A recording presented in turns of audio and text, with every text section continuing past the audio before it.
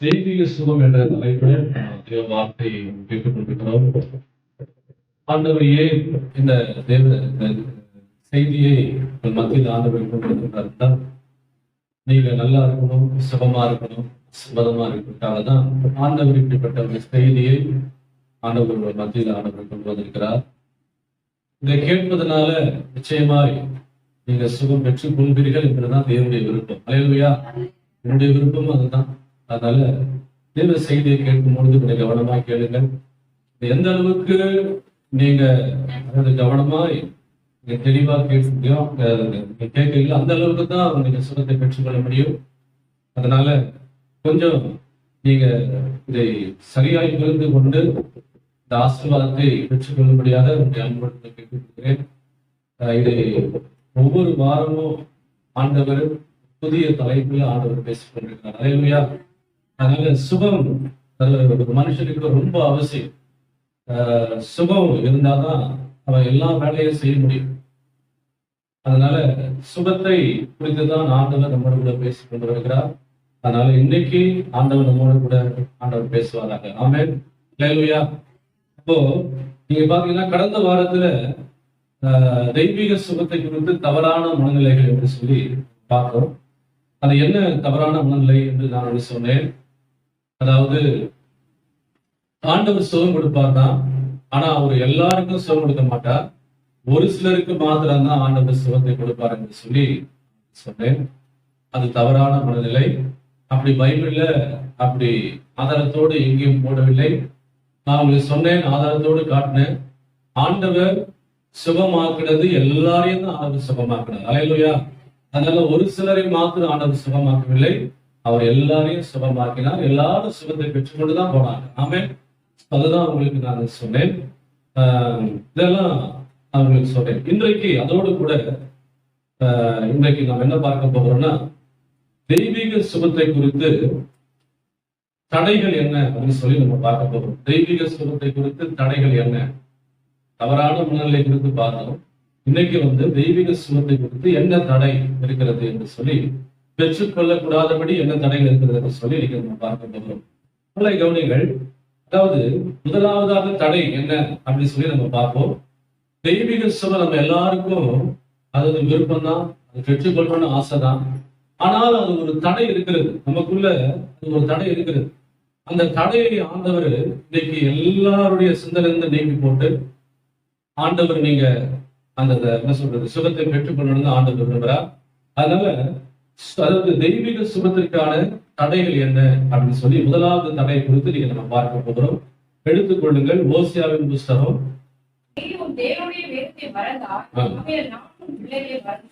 Okay, எடுத்தீங்களா அந்த வசனத்தை? தெய்வீக சுகம் பெற்றுக்கொள்ளணும்ன்ற விருப்பம் இருக்கிறது, ஆனா அதற்கு தடைகள் இருக்கிறது. அது என்ன தடை என்றுதான் நான் சொல்றேன். முதலாவது தடை என்ன ஆண்டவர் சொன்னாரு, என் ஜனங்கள் அறிவில்லாமையினால சங்காரமாகிறார்கள். ஆமென். பாருங்க, ஆண்டவர் சொல்றாரு பாருங்க, என் ஜனங்கள் அறிவில்லாமையினால சங்காரமாகிறார்கள். அப்ப முதலாவதாக என்ன தடைனா அறியாமை. ஜனங்களுக்கு இருக்கிற சுகத்தை பெற்றுக்கொள்ளக்கூடாது இருக்கிற தடை என்னன்னா அறியாமை. அப்போ ஆண்டவர் இதை வருத்தத்தோடு சொல்லுகிறார், என் ஜனங்கள் அறிவில்லாமையினால சங்காரமாகிறார்கள். அப்ப அது சொல்லிட்டு அவர் சொல்றாரு, அதாவது நீ அறிவை வெறுத்தாய், அதாவது வேதத்தை நீ அந்நிய காரியமாய் எண்ணினார். அதனால நீ வேதத்தை மறந்தால் நான் உடைய பிள்ளைகளை மறந்து விடுவேன்.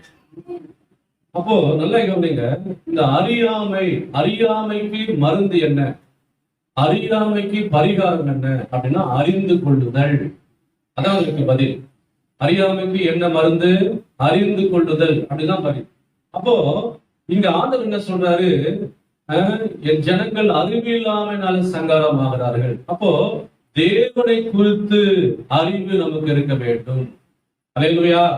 தேவனை குறித்து அறிவு நமக்கு இருக்க வேண்டும். என்ன அறிவு அப்படின்னா, ஆண்டவர் இயேசு எதற்காக இந்த பூமிக்கு வந்தார் அப்படின்றத நம்ம நல்லா அறிந்து கொள்ள வேண்டும்.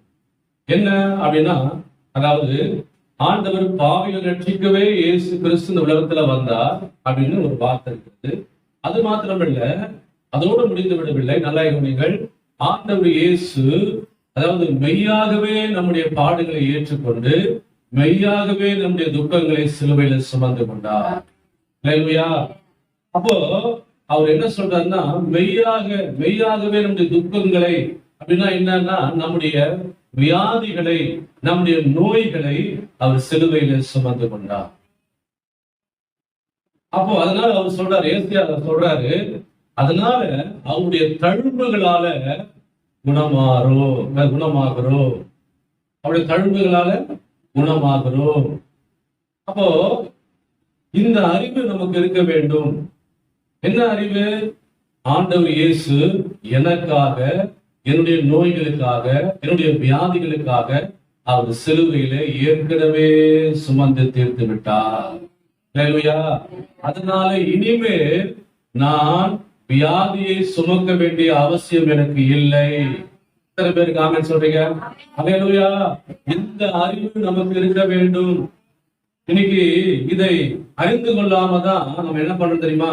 ஏதோ ஆண்டவர் போற சோகடிச்சா சரி, ஓகே, இல்லைன்னா விட்டுற வேண்டியதுதான்.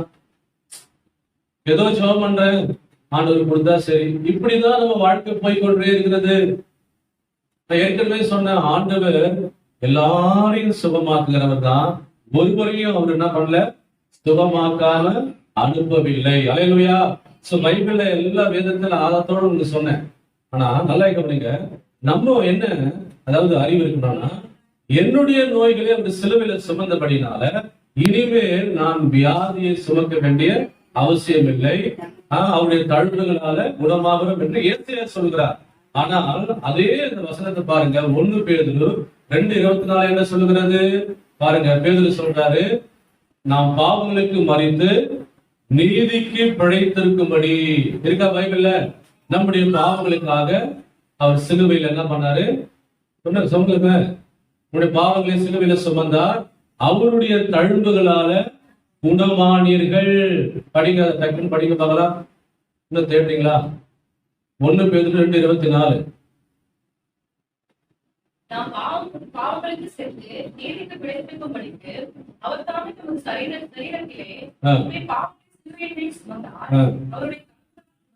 அவருடைய தழும்புகளால குணமானீர்கள். அப்போ ஏசியா சொல்லும் பொழுது என்ன சொல்றாரு? குணமாகிறோம் என்று சொன்னாரு. ஆனா இங்க பேதுரு சொல்றாரு, சொல்லும் பொழுது குணமானீர்கள். வித்தியாசம் இருக்கா? வித்தியாசம் இருக்கா? அல்லேலூயா. அப்போ நல்லா கவனிங்க.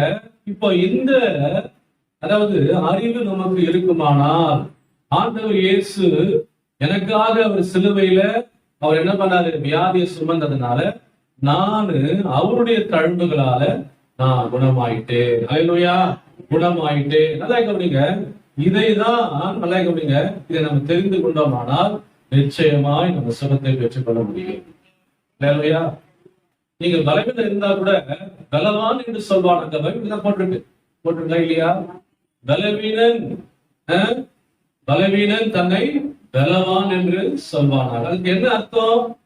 பலவீனம் இருக்குது, ஆனா அந்த பலவீனம் மத்தியில நீ என்ன சொல்லணுமா? இயேசு என்னுடைய வியாதிகளுக்காக சிலுவையில அவர் ஏற்கனவே சுமந்துட்டாரு, இனி நான் சுமக்க வேண்டிய அவசியம் இல்லை. என்னுடைய வேதம் சொல்லுகிறது, இயேசு கிறிஸ்துவின் காயங்களால நான் சுகமானேன். சொல்ல முடியாதா? சொல்ல முடியாதா? அல்லேலூயா. இப்போ இந்த அறிவு தான் நமக்கு இருக்க வேண்டும். அப்போ இதை நாம அறிந்து கொண்டோம் என்றால் நிச்சயமா நான் சொல்றேன், உடனே நீங்க சுகத்தை பெற்றுக் கொள்ள முடியும். அல்லேலூயா. அதனால என்ன சொல்றேன்னா, நாம அறியாமை என்ற அந்த காரியத்தை நிலையத்தில் என்ன பண்ணுங்க, அதை விட்டு விலகுங்கள். அது நமக்குள்ள இனிமேல் அது இருக்கவே கூடாது. ஆண்டவரை குறித்து நமக்கு நல்ல ஆண்டவரை குறித்து நம்ம அறிந்திருக்க வேண்டும். அந்த அறிவு என்ன? நமக்காக ஒரு சிலுவையில மரித்தார். எதுக்காக மரித்தார்? என்னுடைய வியாதிகளுக்காக மரித்தார்.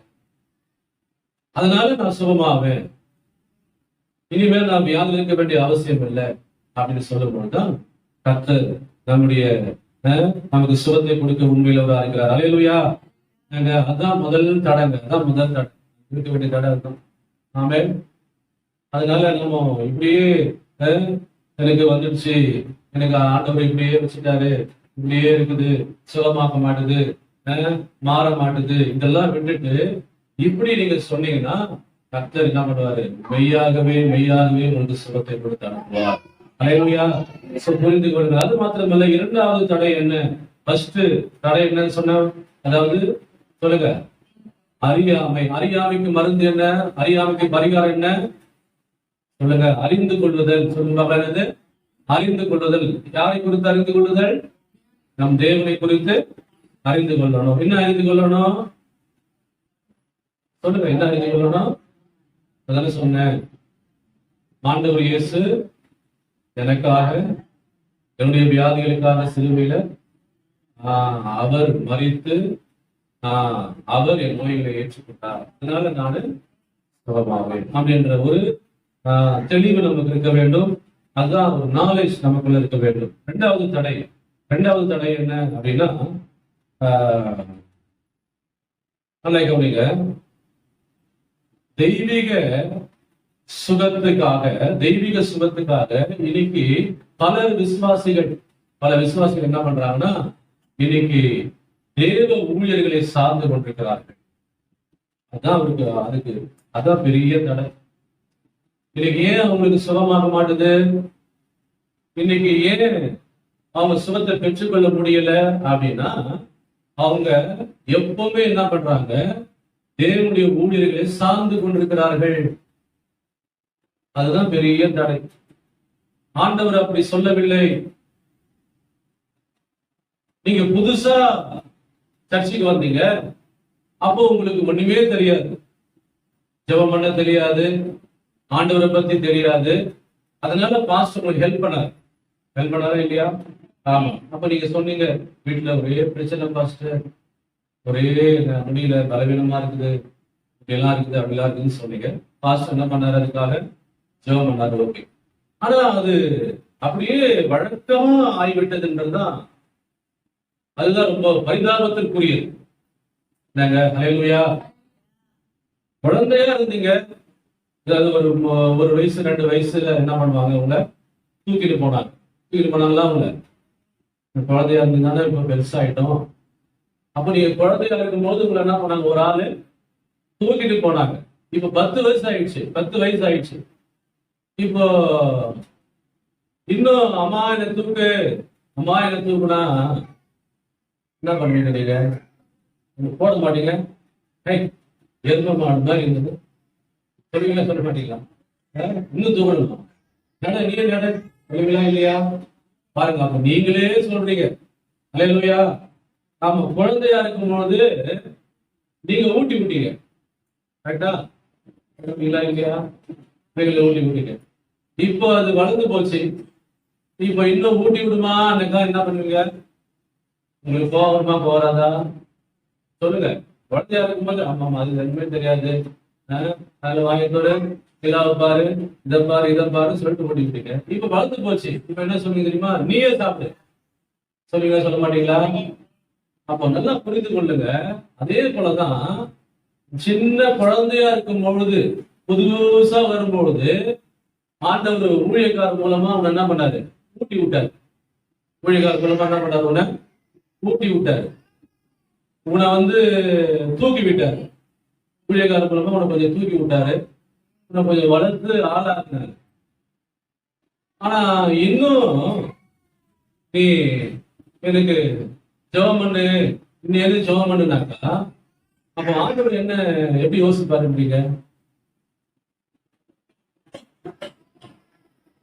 சொல்லுங்க, எப்படி யோசிப்பாரு? நீங்களே பிள்ளைங்களை சொல்றீங்களா இல்லையா? அப்ப ஆண்டவர் என்ன யோசிப்பாரு? நல்லா நீங்க, அதாவது ஆண்டவர் எதிர்பார்ப்பு என்ன தெரியுமா? இப்போ நீங்க வளர்ந்துட்டீங்க, நீங்க வளர்ந்த விசுவாசியா மாறிட்டீங்க. அப்போ ஆண்டவர் என்ன எதிர்பார்க்கிறாருன்னா, நீங்க மற்றவங்களை நாடி போடக்கூடாது, அதாவது மற்றவங்களை நாடி போகக்கூடாது. நீங்க என்ன பண்ணனா, நீங்களே உங்கள் விசுவாசத்தை செயல்படுத்தி நீங்க தெய்வீக சுகத்தை பெற்றுக் கொள்ளணும்.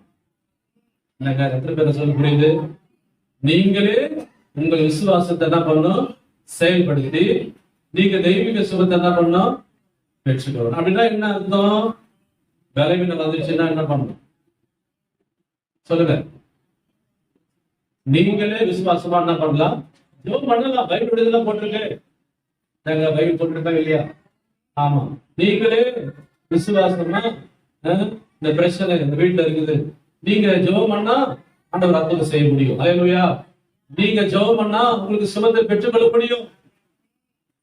அப்ப என்ன ஆக்சுவலா நம்ம என்னன்னா அது வழக்கமா ஆக்கிட்டோம். அவ்வளவுதான். வழக்கமா அந்த சின்ன வயசுல வந்த பழக்கம் அது பெரியவனான வரைக்கும் அது என்ன பண்ணுச்சு, அப்படியே வர ஆரம்பிச்சிச்சு. அதனால என்ன பண்றோம், வழக்கமா வந்து வந்து வந்து வந்து வந்து வந்து ஆண்டவர் ரொம்ப வருத்தப்படுவார். அல்லேலூயா. வருத்தப்படுவார். அவங்க நினைக்கிறாங்களா, எப்பா 10 வருஷம் ஆயிடுச்சு, 15 வருஷம் ஆயிடுச்சு, இன்னமும் நீ என்ன பண்ற, யாரையோ ஒருத்தர் என்ன பண்ற தேடி போயிட்டே இருக்கிற. நீ இன்றைக்கு நீயே உன்னுடைய பலவீனத்துக்காக விசுவாசத்தை செயல்படுத்தி ஜெபிக்கணும்ன்றதுதான் தேவனுடைய விருப்பமா இருக்கிறது. அல்லேலூயா.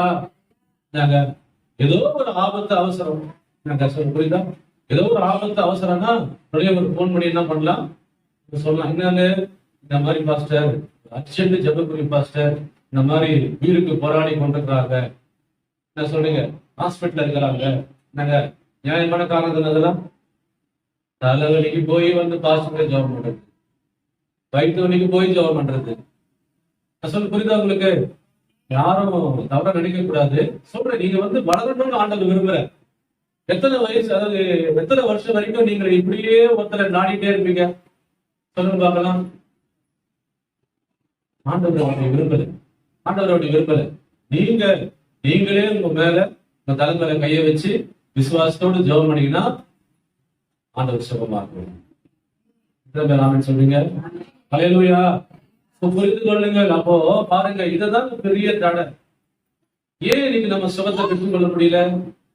ஏன் இன்னைக்கு வந்து நம்ம ஆண்டவர் தெய்வீக சுகத்தை கொடுக்கிறாரு, அதனால நம்ம பெற்றுக்கொள்ள முடியலன்னா, நாம வந்து மற்றவங்களை நாடி போறதுனாலதான் இப்படி சுகத்தை பெற்றுக்கொள்ள முடியல. ஆமென். அல்லேலூயா.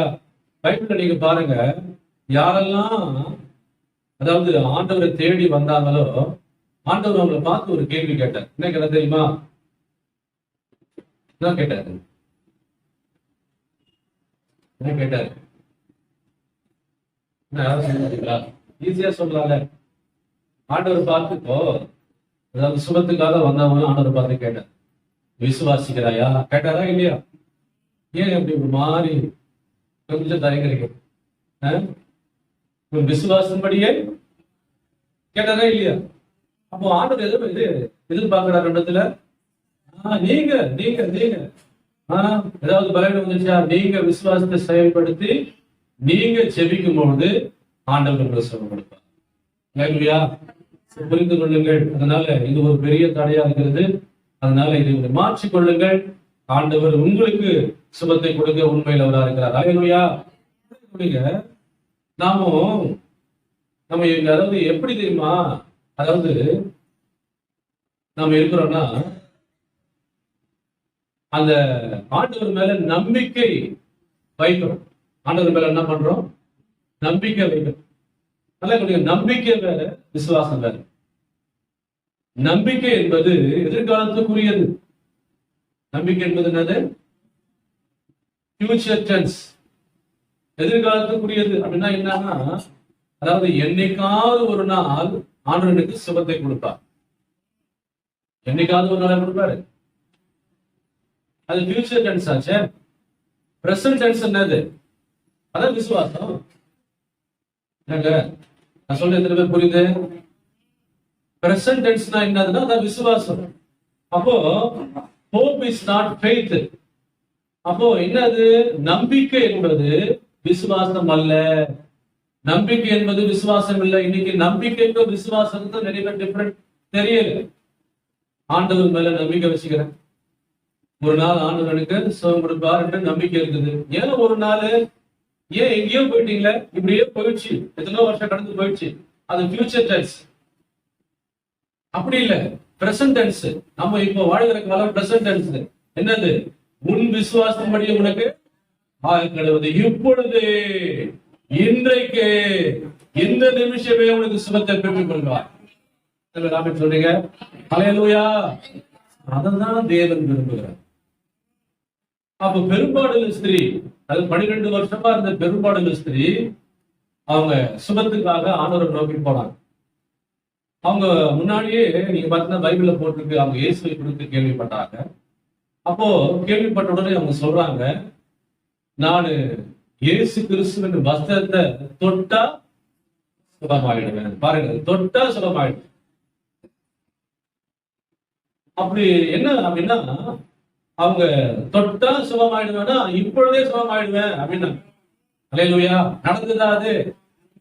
இயேசுவின் வஸ்திரத்தை நான் தொட்டா சுகமாயிடுவேன்னாங்க. அது என்னது? இப்பொழுதே அது நடக்கிற காரியம். அதே போல அவங்க என்ன பண்ணாங்க, போய் வஸ்திரத்தை தொட்டாங்க. உடனே என்ன ஆனது? ஆண்டவர் அவர் மூலமாய் ஆண்டவர் இயேசுவின் வஸ்திரத்துக்கு பார்த்தீங்கன்னா வல்லமை புறப்பட்டு அவங்களை சுகமாக்கிறார். அப்போ புரிந்து கொள்ளுங்கள், நம்முடைய ஆண்டவர் இயேசு அவரு சுகமாக்குவார் அப்படி இல்ல, நீங்க சுகமாயி போயிடுவீங்க, அவ்வளவுதான். அல்லேலூயா. சுகமாயிடு நீங்க போயிடுவீங்க, அவ்வளவுதான். ஆண்டவர் சுகமாக்குவாரா? சுகமாவீங்களா? Praise the Lord. அல்லேலூயா. அப்போ ஒரு டைம் ஃபிக்ஸ் பண்ணுங்க. டைம் ஃபிக்ஸ் பண்ணுங்க. ஏன்னா ஆண்டவர் டைம் கேளுங்க. ஆண்டவரே இந்த ஒரு வாரத்துல நான் சுகமாயிடும். அதெல்லாம் பண்ணிருக்கீங்களா? ஆமா, இந்த ஒரு மாசத்துக்குள்ள நான் சுகமாயிடும். அப்போ நீங்க விசுவாசத்தை செயல்படுத்துறீங்கன்னு அர்த்தம். அல்லேலூயா. இப்ப ஆண்டவருக்கே நீங்க சொல்றீங்கன்னா என்ன அர்த்தம்? அப்ப நீங்க விசுவாசத்துல செயல்படுத்துறீங்கன்னு அர்த்தம். அப்போ நீங்க பிக்ஸ் பண்ணுங்க, ஆண்டவர் இன்றைக்கே உங்களுக்கு என்ன பண்ணுவாரு? நீங்க விரும்புகிறபடியே உங்களுடைய விசுவாசத்தின்படியே நீங்க ஒரு மாசம் நாளைக்கு மறுநாளே நீங்க என்னென்ன வைக்கிறீங்களோ அப்பயே சுகமாயிடுங்க. நீங்க இன்னொரு உதாரணம் சொல்ல போனா தாவீதை குறித்து சொல்ல முடியும். தாவீது பாருங்க, அதாவது நீங்க பாத்தீங்கன்னா பெலிஸ்தர் மத்தியில பெரிய அதாவது என்ன சொல்ற யுத்த வீரர்கள் பெலிஸ்தர்கள் தான் பண்ணாங்க. இஸ்ரவேல் ஜனங்களுக்கு விரோதமா வந்து நிக்கிறாங்க யுத்தம் பண்ணுவதற்காக வரும்பொழுது எல்லாரும் பயப்படுறாங்க. சவுல் முதல் கொண்டு அவனுடைய சேவகர்கள், அவன் கூட இருக்கிற எல்லா ஜனங்களும் பயந்து நடுங்கி கொண்டிருக்கிறார். ஏன்னா அதாவது சவுல பார்க்கும் பொழுதே தெரியுது, ஒரு ராட்சதம் மாதிரி இருக்கிறான். எல்லாம் அவன் ஹைட்டு வெயிட்டு பாடி எல்லாம் எவ்வளோ பெருசா இருக்குது. நீங்க பாத்தீங்களா? இது ஹைட்டான ஆளு நீங்க பாருங்க. ஹைட்டான ஆளை இந்த மாதிரி ஒரு சாதாரண ஆளு போய் சண்டை போடுவாங்க, பயப்படுவான். பாத்துறீங்களா இல்லையா? பாத்துறீங்களா? ஹைட்டான ஆளு, நம்மளோட ஒரு ஹைட்டு வெயிட் ஒரு ஆளு இருக்காங்க நாட்டுல இருக்காங்க. நீங்க பார்த்தாலே தெரிஞ்சிடும், எப்பா ஒரு அடி போட்டா சுண்டு வாங்க. பாத்துருக்கீங்களா? அந்த மாதிரி அவங்க போறதுக்கு சண்டைக்கு பயப்படுவாங்க. எதுக்கு வீணா போய் அவட மாட்டிட்டு அடி வாங்க மாட்டேன். அப்போ அந்த மாதிரி சவுல் பாத்தீங்கன்னா அவன் உடம்பு அவன் முகம் எல்லாம் பாத்தீங்கன்னா பெருசா இருக்கு. சாரி, அது கோலியாத். அப்போ இதை பார்த்து சவுல் அவருடைய சேவகரும் இஸ்ரவேல் ஜனங்கள் எல்லாரும் அவனை பார்த்து என்ன பண்றாங்க? பயந்து கொண்டிருக்காங்க. அப்போ உடனே நல்லா கவனிங்க, அந்த நேரத்துல அதாவது தாவீது ஒரு சின்ன பையன் என்ன பண்றான்? அவனோட சண்டைக்கு போறாரு. அப்ப நல்லா கவனிங்க, அப்போ இந்த கோலியாத் கேட்கிறான், அதாவது நான் பெலிஸ்தன் அல்லவா, நீ சவுலின் சேவகர் அல்லவா, அதனால உங்களில் ஒருவனை நீங்க தெரிந்து கொண்டு என்னோடு கூட யுத்தம் பண்ணும்படி அனுப்புங்கள் என்றான். அப்ப எல்லாரும் பயந்தாங்க. சின்ன தாவீதுலாம் என்ன பண்ணா? தைரியமா என்ன பண்ணா? போனான். என்ன அப்படின்னு கேட்டீங்கன்னா நல்லா கவனிங்க. அப்போ நீங்க பார்த்து நான் கோலியாத்தை பார்த்து ஒரு வார்த்தை சொன்னேன். என்ன சொன்ன தெரியுமா? நீயோ அதாவது ஈட்டினாலும் சொல்லுங்க பட்டயத்தினாலும் நீ சண்டை போட வரப்பா, நானும் கர்த்தருடைய நாமத்தினால நான் இடத்துல வருகிறேன் என்று சொல்லிட்டு சொல்றான். இன்றைக்கு கர்த்தர் உன் தலையை வாங்க என் கையில ஒப்பு கொடுப்பார். அல்லேலூயா. இன்றைக்கு உன் தலையை வாங்க கர்த்தரின் கையில உன்னை ஒப்பு கொடுப்பார் என்று சொல்ற. நாட்டுமாரோ நாளைக்கு சொல்லல, இன்றைக்கு. அப்படின்னா என்ன அர்த்தம் சொல்லுங்க? அப்படின்னா என்ன? இன்றைக்கு நான் ஜெயிப்பேன். ஏன்னா கர்த்தர் என்னோடு கூட இருக்கிறார். அல்லேலூயா. அப்போ இன்றைக்கே சுகத்தை கொடுக்க ஆண்டவர் ஆயத்தமா இருக்கிறாரு. நீ விசுவாசத்தை செயல்படுத்தும் பொழுது, நீ விசுவாசத்தை செயல்படுத்தி ஜபிக்கும் பொழுது ஆண்டவர் இந்த நிமிஷமே, இன்றைக்கு இப்பொழுது நீ சுகத்தை பெற்றுக் கொள்ள முடியும். ஆமே வரமாட்டது. விசுவாசமா பேசணும், விசுவாசமா என்ன பண்ணும், ஆமே சொல்லணும். அல்லேலூயா. சொன்னபடியே பைபிள் சட்டம் தான், அவன் சொன்னபடியே ஆகும். நீங்கள் விசுவாசம் உள்ளவர்களாய் ஜெபத்திலே எவைகளை கேட்டுக் கொள்வீங்களோ அவைகளை பெற்றுக் கொள்வோம் என்று விசுவாசிங்கள். இதெல்லாம் இருக்கா பைபிள்ல? அப்போ என்ன சொல்றேன்னா, இன்றைக்கு ஆண்டவர் உங்களுக்கு சுகத்தை கொடுக்க ஆயத்தமா இருக்கிறார். அதனால என்னைக்காவது ஒரு நாள் நான் சுகத்தை பெற்றுக் கொள்வேன் அப்படின்னு இல்லை. அதனால ஆண்டவர் சுகமாகணும், சுகமாகட்டும் அப்படின்னு இல்லை. நான் இப்படியே இருக்கணும் தான் ஆண்டவர் விரும்புறாரோ தெரியல அப்படிலாம் சொல்லாதீங்க. இன்னைக்கு இந்த சுகத்தை கொடுக்க ஆண்டவர் ஆயத்தமா இருக்கிறார். புரிந்து கொள்ளுங்கள். அதனால என்ன சொல்றேன்னா, ஆண்டவர் நம்ம விசுவாசத்தை செயல்படுத்தும் பொழுது, விசுவாசத்தை செயல்படுத்தி ஜெபிக்கும் பொழுதோ, நீ கேட்டுக்கொள்ளும் பொழுதோ ஆண்டவர் அவர் ரெடியா இருக்கிறாரு, சுகத்தை கொடுப்பதற்கு ஆயத்தமா இருக்கிறார். அல்லேலூயா. புரிந்து கொள்ளுங்கள். அதனால என்ன சொல்றேன்னா, நீங்க உங்களுக்கு இருக்கிற தடை என்னன்னா, மற்ற ஊழியர்களை தயவு செஞ்சு என்ன பண்ணாதீங்க, சார்ந்து கொள்கிற அந்த பழக்கத்தை என்ன பண்ணுங்க, பழக்கத்தை விட்டு விடுங்க. ஆமென். ஆமென் சொல்ல மாட்டேன். நான் சொல்றது புரியுதா? புரியுதுன்னா ஆமென் சொல்லுங்க. ஒருவேளை புரியலையோ அப்படின்ற ஒரு சந்தேகம் வருது எனக்கு. ஏன்னா ஒண்ணுமே மண்டை ஆட்டாம ஒண்ணுமே ஒரு மாதிரி பாக்குறீங்கன்னா என்ன அர்த்தம்னா, ஒருவேளை நான் சொல்றது புரியலையோ. உங்களுக்கு புரிஞ்சிச்சா அந்த பக்கம்? அப்பா உங்களுக்கு புரிஞ்சிச்சா? நம்ம புரிஞ்சிச்சா இல்லையா? ஆமா, புரிஞ்சிச்சுன்னா ஆமே அப்படி சொல்லணும்ல. ஓகே, அப்போ நல்ல கவனிங்க. அப்போ இது தடை என்னன்னா, நாம யாரை சார்ந்து கொள்ளணும் சொல்லுங்க? தேவனை சார்ந்து. அவ்வளவுதான், தேவனை சார்ந்து. ஆமே, தேவனை சுகமாக்குவார். அவ்வளவுதான். அதனால அந்த ஒரு விசுவாசம் உங்களுக்குள்ள இருக்கணும். அதனால ஊழியக்காரங்க இருக்கிறாங்க, ஜெபம் பண்ணுவாங்க, உங்களுக்காக ஜெபம் பண்ணுவாங்க. டெய்லி ஜெபம் பண்ணுறதுக்காக தான் ஸ்பெஷலா ஜெபம் பண்றாங்க. யாருக்கு ஜெபம் பண்றோமோ இல்லையோ, விசுவாசிக்கு தான் மெயின் ஃபர்ஸ்ட் ஜெபம் அவங்களுக்கு தான். என்ன சொல்றீங்க? எப்படி பாஸ்டர் என் பேர்லாம் தெரியுமா? எல்லாம் A to Z எல்லாமே தெரியும். உட்கார்ந்து யார் புதுசா ஆத்மா பேர் கூட தெரியும். என்ன சொல்லுங்க? ஆமா, மேய்ப்பன் தன் ஆடுகளை சொல்லுங்க அறிந்திருக்கிறா. அதனால ஒரு மேய்ப்பனுக்கு தெரியும் ஆடுகளை பத்தி. இது என்ன, எப்படிப்பட்ட ஆடு, இது கீழ்படுகிற ஆடா, கீழ்படியாத ஆடா? என்னங்க? ஆமா, அதெல்லாம் மேய்ப்பனுக்கு தெரியும். அதனால என்ன சொல்றேன்னா, அது ஜெபம் பண்ணுவார், பாஸ்டர்களுக்காக ஜெபம் பண்ணுவாரு. ஆனா ஆணுடைய எதிர்பார்ப்பு என்ன, அதான் முக்கியம்.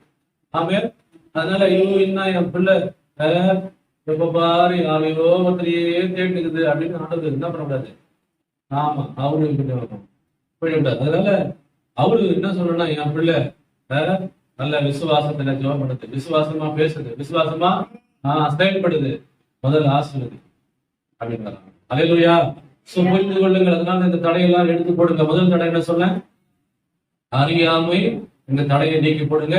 அதுக்கு பரிகாரம் என்ன? அறியாமைக்கு பரிகாரம் அறிந்து கொள்ளுதல். யாரை குறித்து அறிந்து கொள்ளணும்? தேவனை குறித்து அறிந்து கொள்ளணும். என்ன அறிந்து கொள்ளணும்? அதான் முக்கியம். என்ன அறிந்து கொள்ளணும்? அதாவது ஆண்டவர் இயேசு என்னுடைய நோய்களை, என்னுடைய வியாதிகளை எல்லாம் என்ன பண்ணிட்டாரு? முன்னமே சிலுவையில சுமந்து தீர்த்து விட்டார். இனிமேல் நாம் வியாதிக்க வேண்டிய அவசியம் எனக்கு இல்லை. அதனால இயேசு கிறிஸ்துவின் தழும்புகளால சுகமாகிறேன். புரியுதா உங்களுக்கு? இந்த அறிவு தான் நமக்கு இருக்கணும். ஓகேவா? இதை நீங்க தெரிஞ்சு கொள்ளுங்க. அதுக்கு அடுத்தது இரண்டாவது தடை என்னது? மற்றவர்கள் என்ன பண்றாங்க, அதாவது ஊழியக்காரர்கள் நீங்க என்ன பண்ணக்கூடாது. அப்போ ஊழியக்காரர்களுக்கு ஆண்டவர் தெய்வீக சுகத்தை கொடுத்து பயன்படுத்துறாரு. அதாவது கிஃப்ட். அதெல்லாம் என்னன்னா, தெய்வீக சுகம் என்ற வரம், அது ஒரு கிஃப்ட். அவங்களை என்ன பண்றாரு, ஆண்டவர் பயன்படுத்துறாரு. நீங்க பாத்தீங்கன்னா சுவிசேஷர்கள் தான் மெயினா ஆண்டவர் என்ன பண்றாரு, அவங்க அபிஷேகம் பண்றாரு. ஏன்னா அவங்க தான் நீங்க பாத்தீங்கன்னா சபையில இருக்க மாட்டாங்க. அங்கங்க ஊருக்கு ஆண்டவர் என்ன சொல்றாரு, அங்க ஊருக்கு போய் மக்களை திரளாய் கூட்டி என்ன பண்றாங்க, அங்க சுவிசேஷத்தை சொல்லி அவங்க மூலமா என்ன பண்றாரு, ஆண்டவர் ஹீலிங் பண்றாரு மக்கள். அப்ப அவனுடைய நோக்கம் என்ன, அவனுடைய தாட் எல்லாம் என்னன்னா, ரட்சிக்கப்படாதவங்க எப்படியாவது ரட்சிக்கப்பட்டு ஆண்டைய பிள்ளையா மாறிடணும்ன்றதுதான் ஒரு பெரிய பாரம். அதனால அவங்க போய் என்ன பண்றாங்க, கூட்டம் நடத்தி மக்களை சேர்த்து ரட்சிப்பு என்ன பண்றாங்க, நடத்துறாங்க. நல்லா கவனிங்க. அப்போ இதுல போய் பெரும்பாலும் விசுவாசிங்க இந்த கூட்டத்துக்கு போறாங்க. யாரு? விசுவாசிகள் தான் போறது நிறைய. இது யார் இந்த கூட்டம்? யாருக்காக சொல்லுங்க? ரட்சிக்கப்படாத மக்களுக்காக தான். அவங்க பாரப்பட்டு ஜபிச்சுட்டு ஏதாவது ஆத்மா கிடைக்குமான்னு வராங்க. இதுல நம்மால என்ன பண்ணுது, எல்லாம் போய் எப்படியாவது நம்ப போனா வியாதி சோமாயிடும் அப்படின்னு சொல்லிட்டு போயிட்டு, நான் சொல்றேன் ஆண்டவர், அதாவது ஆண்டவர் நான் சொல்றேன், அதாவது ரட்சிக்கப்படாத அதாவது என்ன சொல்றது, முனியமாவது ஆண்டவர் என்ன பண்றாரு, முதல்ல தொடுவாருங்க. அவங்களதான் தொட்டு சுகமாக்குறாரு. என்னங்க, அதுக்காக தான் அவங்க ஜபிச்சு வராங்க. அப்ப நம்ம போய் என்ன பண்றது தெரியுமா, போறோம், நம்ம சுகமாடுன்னு போறோம், கடைசியில வரும்பொழுது விதமா வரும், ஏமாற்றத்தோடு வரும். அப்ப சுகம் பெற்று கொண்டவங்க யாரு? ரெபெக்கால யாரு? முனியமா தான் சுகத்தை பெற்றுக்கொண்டா. போய் சாட்சி சொல்றது முடியுமா? என்ன சொல்றது, எனக்கு பல வருஷமா எனக்கு என்ன இருந்தது, கேன்சர் இருந்தது. இப்போ ஆண்டவர் அப்படியே யோகம் பண்ணும்பொழுது ஆண்டவர் இறங்கினாரு, தொட்டாரு, நான் சுகமாயிட்டேன் அப்படின்னு சொல்லுது. இப்ப தேவ நாம மையப்படாதா? இதுல போய் நம்ம போய் உட்காரலாமா? அதனால நமக்கு ஆண்டுக்கு என்ன பிரயோஜனம்? புரிந்து கொள்ளுங்கள். இப்போ நீங்க வளர்ந்துட்டீங்க, நீங்க ஆண்டவரை பற்றி அறிஞ்சுக்கிட்டீங்க. அதனால ஆண்டவர் என்ன எதிர்பார்க்கிறாருன்னா, உங்க விசுவாசத்தை நீங்கள் செயல்படுத்தி நீங்களே அற்புதங்கள் என்ன பண்ணும், பெற்றுக்கொள்ள முடியும் என்று ஆண்டவர் இன்றைக்கும் உங்களை பார்த்து ஏக்கமா இருக்கிறார். அல்லேலூயா. புரிந்து கொள்ளுங்கள். இதுதான் 2வது தடை. ஓகே, அதுக்கு அடுத்தது இதுலயே நீங்க பாத்தீங்கன்னா, தேவன் நமக்கு சுகத்தை கொடுப்பது மாத்திரமல்ல, நமக்கு ஆண்டவர் பாதுகாப்பையும் கொடுக்கிறார். ரொம்ப முக்கியம், நம்ம தெரிஞ்சுக்கணும்.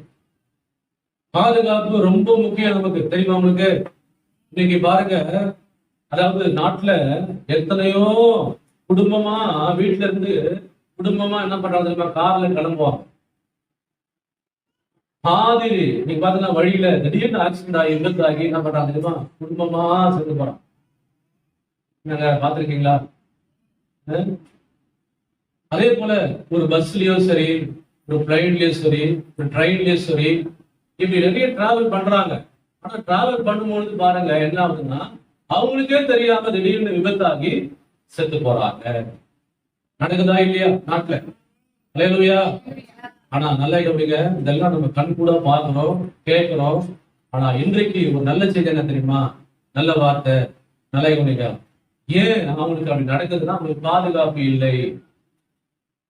பாதுகாப்பு இல்லை. அல்லேலூயா. எல்லாம் தூங்காம கேட்கணும், விழித்திருந்து கேட்கணும். அம்மா சத்தம் போடணும், அலையிலையா சொல்லணும். அதான் அலையிலையா சொல்றது. கை தூக்கும் பார்க்கலாம், அலையிலையா.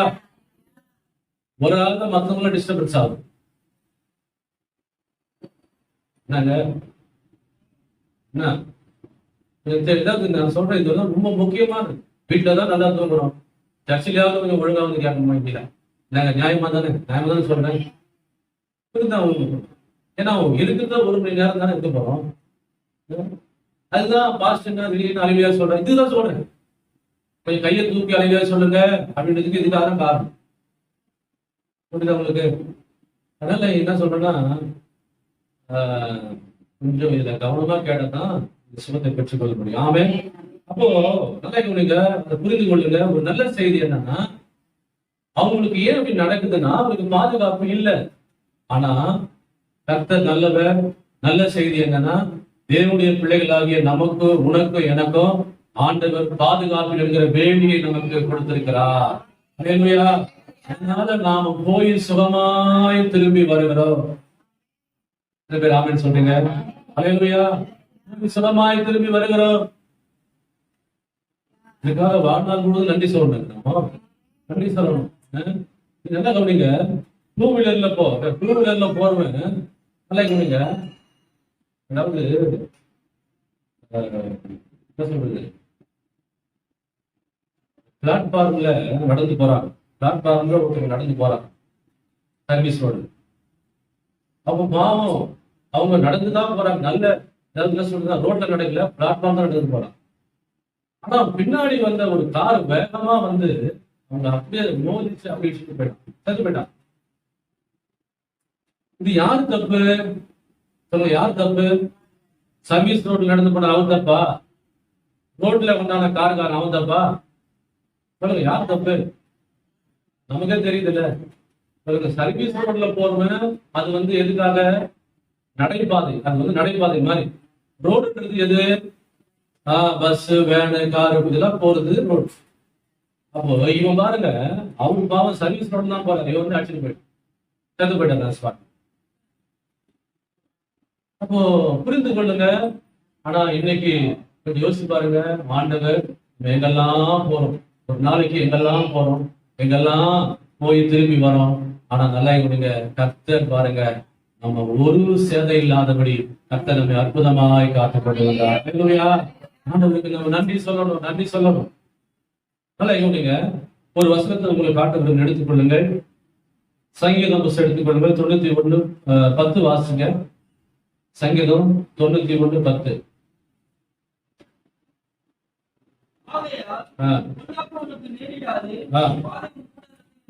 ஓகே, எடுத்துக்கலாம் வசனத்தை. நல்லா கவனிங்க. ஆகையால் பொல்லாப்பு உனக்கு நேரிடாது. இருக்கா பைபிள்ல? அந்த பொல்லாப்பு அப்படின்னா என்னன்னா இங்கிலீஷ் பைபிள்ல ஆக்சிடென்ட். ஆக்சிடென்ட். அவன் ஆண்டவர் என்ன சொல்றாரு அப்படின்னா, உனக்கு விபத்து நேரிடாது. சொல்றீங்க, உனக்கு விபத்து நேரிடாது. அப்போ accident will not happen to you. உனக்கு வந்து விபத்து நேரிடாது. அப்போ விபத்துல இருந்து கர்த்தர் என்ன பண்றாரு? உன்னை பாதுகாத்துக் கொள்ள வல்லமை உள்ளவராயிருக்கிறார். அல்லேலூயா. அப்போ நல்லா கவனிங்க. நீங்க அதுல அந்த பக்கத்து வசனத்தை வாசிங்க. ஆகையால் பொல்லாப்பு உனக்கு நேரிடாது, பாதையின் புறத்தை அணுகாது, உன் வழிகள் எல்லாம் உன்னை காக்கும்படி உனக்காக தம்முடைய தூதர்களுக்கு கட்டளையிடுவா. அழகா போட்டு பாத்தீங்களா? அப்போ நீங்க வழியெல்லாம் போறீங்களே, வழியெல்லாம் போறீங்க, பத்திரமா திரும்பி வரீங்களே, யாரு உங்களை பாதுகாக்கிறது?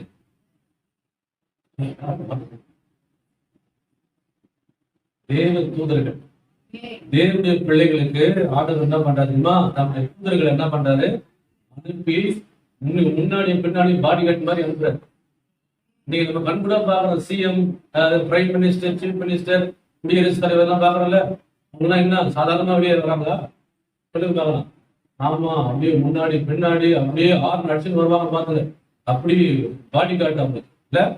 ஆமா, அப்படின்னா என்ன அர்த்தம்னா, ஆமா முதலமைச்சருக்கு எதுவுமே ஆகக்கூடாது, அவங்களுக்கு பாதுகாப்பு. ஆனா அப்படி எல்லாம் இருந்து எத்தனையோ பேர் சுட்டு தள்ளிட்டாங்களா இல்லையா?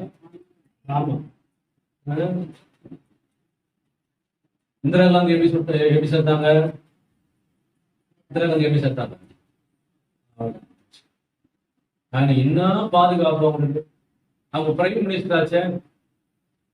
காந்தி தாத்தா எப்படி செத்தாரு? அவரும் ஷூட் பண்ணிட்டாங்க. அதுக்கு அடுத்தது ராஜீவ் காந்தி எப்படி செத்தாரு? மலைக்கொண்டிங்க. எவ்வளவு பாதுகாப்பு இருந்தாலும் கடைசியில பாத்தியா நிலைமை. சொல்றேன், அதாவது ஆண்டவர் பாருங்க, அப்படி நமக்கு ஆண்டவர் உணர்வு எனக்கும் கொஞ்சம் தூதர்களை அனுப்பி நம்மை ஆண்டவர் பாதுகாக்க வல்லவராயிருக்கு. நமக்கு தெரியாது, தெரியுமா? அவங்களுக்கு நமக்கு தெரியாது. ஏதோ போற மாதிரி போறீங்க, அப்படியே இன்னமும் அப்படியே என்ன சொல்றது, அப்படியே ரோட்டையே அழுதுட்டு போற மாதிரி போறீங்க. நான் சொல்றேன், உங்களுக்கு பின்னாடி ஒன்று வராது. உங்களுக்கு தெரியல, கண்ணுக்கு தெரியல. யார் தெரியுமா? தேவ தூதர் வரா. அல்லேலூயா. நல்ல கவனிங்க. ஒரு வசனம் வாசிங்க. மத்தேயு சுவிசேஷம் எடுத்துக் கொள்ளுங்க. மத்தேயு சுவிசேஷ புத்தகம் 18ஆம் அதிகாரம் 10வது வசனம் வாசிங்க. என்ன போட்டிருக்கு? மத்தேயு 18:10.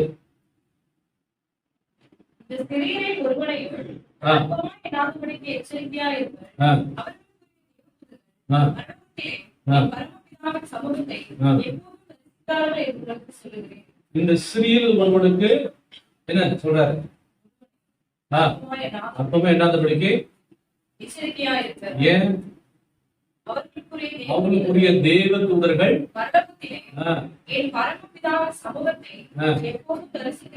அப்ப பாருங்க என்னன்னா, நம்ம இங்க உட்கார்ந்து இருக்கிற ஒவ்வொரு தேவனுடைய பிள்ளைகளுக்கும் ஒவ்வொரு தூதர்களையும் ஆண்டவர் பரலோகத்துல வைத்திருக்கிறார். இல்லையா? எவ்வளவு பெரிய சந்தோஷம், சந்தோஷமான விஷயமா.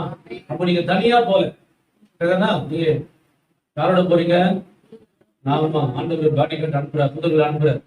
அதனாலதான் நீங்க போய் சுகமா வந்திருக்கீங்க. ஆண்டவருக்கு நன்றி சொல்லலாமா? நன்றி சொல்லுங்க. ஹல்லேலூயா. புரிந்து கொள்ளுங்கள். அப்போ ஆண்டவர் நம்மை அதாவது பாதுகாத்துக் கொள்ளும்படியாக நம்முடைய தூதர்களை ஆண்டவர் அனுப்புறார். ஆமென்.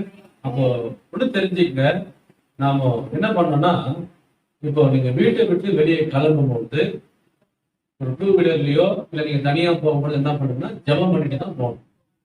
ஆமென். என்ன சொல்றீங்க? ஆமா. அதனால அவசரமா ஜெபத்தை பண்ணாம நீங்க போக கூடாது. நீங்க ஜெபம் பண்ணீங்கன்னா ஆண்டவர் ஜெபத்தை கேட்டு என்ன பண்றாரு? உங்களுக்கு முன்னாடி பின்னாடி ஆண்டவர் என்ன பண்ண பாடி கேட்டாரு. அப்போ நல்ல பிள்ளைகள் சரி நீங்க அனுப்புறீங்க. உங்க பிள்ளைகளை யாரை நம்பி அனுப்புறீங்க ஸ்கூலுக்கு? சொல்லுங்க. ஜெபம் பண்ணி அனுப்புங்க பிள்ளைகளை. ஆமென். ஜெபம் பண்ணி அனுப்புங்க. ஆண்டவரே, என் பிள்ளைகளை அனுப்புற ஸ்கூலுக்கு பாதுகாப்பு புதர்களை கூட அனுப்புவோம், சுபமான பிரயாணத்தை வைக்க பண்ணும் சொல்லுவீங்களா? சொல்லி அனுப்புங்க. கர்த்தர் பத்திரமா பார்த்துக்கணும். ஆமென். நடக்குது. அதனால ஸ்கூல்ல நீங்க பாத்தீங்களா, ஸ்கூல்ல தான் ஒரு பாதுகாப்பு அப்படின்னு சொல்லி நம்ம அனுப்புறோம். ஸ்கூல்லயே பாருங்களேன் என்ன நடக்குது. பிள்ளைங்க வந்து பேண்ட்ல ஏத்துறாங்க. நீங்க பாத்தீங்கன்னா ஒண்ணு பார்த்தேன், ஒரு கடைசி ஒரு பிள்ளை ஏறும் பொழுது என்ன பண்றதுன்னா, இந்த ஓட்டுட்டாரு, கடனை கட்டுட்டாரு, திடீர்னு காலை மாட்டி அப்படியே அந்த பிள்ளை மாட்டிச்சு, தெரிஞ்சு போயிடுச்சு. நடக்குது. ஆமென். புரிந்து கொள்ளுங்கள். அதனால நமக்கு ஆண்டவர் பாதுகாப்பின் தூதர்களை ஆண்டவர் வைத்திருக்கிறார். நாம போகும்பொழுது வரும்போதெல்லாம் ஆண்டவர் என்ன பண்றாரு? தூதர்களை கொண்டு நம்மை பாதுகாத்துக் கொள்கிறார். அதனால ஆண்டவருக்கு நன்றி சொல்லுங்கள். ஆமென். ஹல்லேலூயா. புரிந்து கொள்ளுங்கள். ஓகே, அதுக்கு அடுத்தது சங்கீதம் எடுத்துக் கொள்ளுங்கள். சங்கீதம் 91 எடுத்துக் கொள்ளுங்கள். சங்கீதம் 91 5-10 வரைக்கும் வாசிக்கலாம். சங்கீதம் 91 5-10.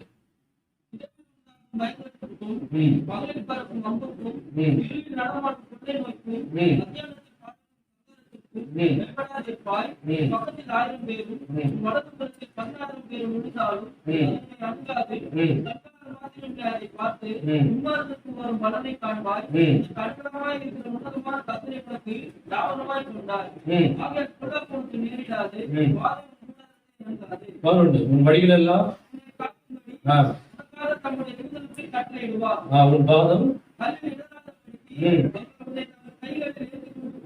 இருக்கா பைபிள்ல?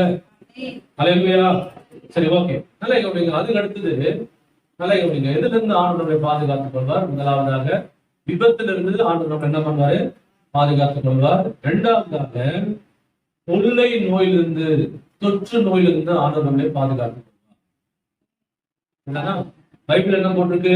இரவில் உண்டாகும் பயங்கரத்துக்கும் பகலில் பறக்கும் அம்புக்கும் இருள் நடமாடுகிற கொள்ளை நோய்க்கும் மத்தியானத்தில் பாழாக்கும் சங்காரத்திற்கும் இருக்கா பைபிள்ல? இதெல்லாம் திடீர்னு வருகிற காரியம். திடீர்னு வரும்.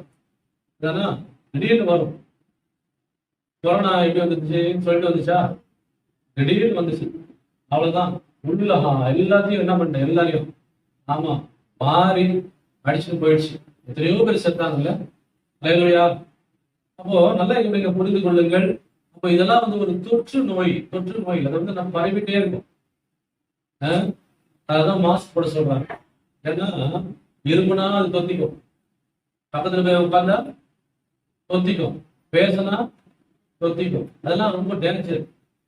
அப்ப இதெல்லாம் வந்து என்னன்னா, நல்லா கவனிங்க, இதெல்லாம் வந்து ஒரு நோய்.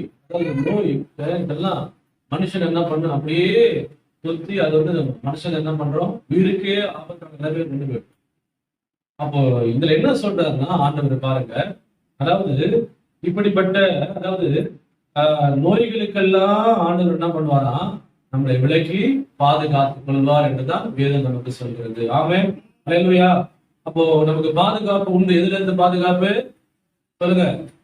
தொற்று நோய் கொள்ளை நோயிலிருந்து நமக்கு பாதுகாப்பு உண்டு. எகிப்து தேசத்துல நீங்க பாத்தீங்கன்னா, எகிப்து தேசத்துல ஆண்டவர் கடைசி வாதை அனுப்புறான். தெரியுமா உங்களுக்கு? கடைசி வாதம். அதாவது நீங்க பாத்தீங்கன்னா பார்வோன வான் பண்றாரு. என்ன வான் பண்றாரு? எதுக்காக? அவங்க போய் என்ன பண்றாங்க?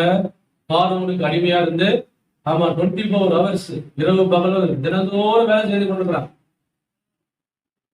அவங்க தேவனை ஆராதிக்க மறந்துட்டாங்க, தேவனை தொழுது கொள்ள மறந்துட்டாங்க. அதனால அப்படியே நிலைமை ஆயிடுச்சு. கடைசியில என்ன அவங்களுக்கு என்ன ஆச்சு? அவங்க வேதனை மேல வேதனை, நிந்தைகள், அவமானங்கள், அப்புறம் பலவீனங்கள், இதெல்லாம் என்ன அவங்க வாழ்க்கையில அனுபவிச்சுட்டே இருந்தாங்க. அல்லேலூயா. புரிந்து கொள்ளுங்க, நம்ம தேவனை நம்ம ஆராதிக்காம, தேவ சமூகத்துக்கு வராம நாம அப்படியே நம்ம போவோம் என்றால், நான் சொல்றேன், நம்முடைய பலவீனத்தெல்லாம் பிசாசு என்ன பண்ணுவான் தெரியுமா? இந்த சரீரத்தின் பலவீனத்தெல்லாம் என்ன பண்ணுவான்? அவன் ரொம்ப அதிகமாயிட்டே போடும். தேவ சமூகத்துல நம்ம வருவதனால தான் நம்ம பலன் அடைந்து போகிறோம். கர்த்தருக்கு காத்திருக்கிறவர்களோ புது பலனை பெற்றுக் கொண்டு போவார்கள். பைபிள் இருக்கா? அப்போ இன்னைக்கு தேவ சமூகத்திலேயே வந்ததுனாலதான் கர்த்தருக்கு பலனை கொடுத்து என்ன பண்றாரு? அனுப்புறாரு. உங்களுக்கு தெம்ப கொடுத்து அனுப்புறாரு. உனக்கு சுகத்தை கொடுத்து ஆண்டவர் அனுப்புறாரு. நாம வீட்லயே இருந்துட்டோம்னா, நல்லா சொல்றேன், நாம இருக்கிற நிலைமை அதிகமாயிடுமே கண்டி, ஆனா அது கொஞ்சமும் மாறாது. அல்லேலூயா. பிரச்சனை மாறாது, பலவீனம் மாறாது. நாங்க ஆமென் சொல்றீங்களா? அல்லேலூயா. எந்த ஒரு மனுஷன் தேவனை நாடி வருகிறானோ, எந்த ஒரு மனுஷன் தேவ சமூகத்துக்கு ஓடி வரானோ, கர்த்தர் அவனை சுகத்தை கொடுத்து ஆசீர்வதித்து அவனை அனுப்ப வல்லவர். ஆமென். புரிந்து கொள்ளுங்கள். அப்போ இங்க என்ன ஆச்சுன்னா, அவன் தேவனை ஆராதிக்க விடாம தடை செய்து கொண்டே இருக்கிறான். அப்புறம் ஆண்டவருக்கு கோபம் வந்துச்சு.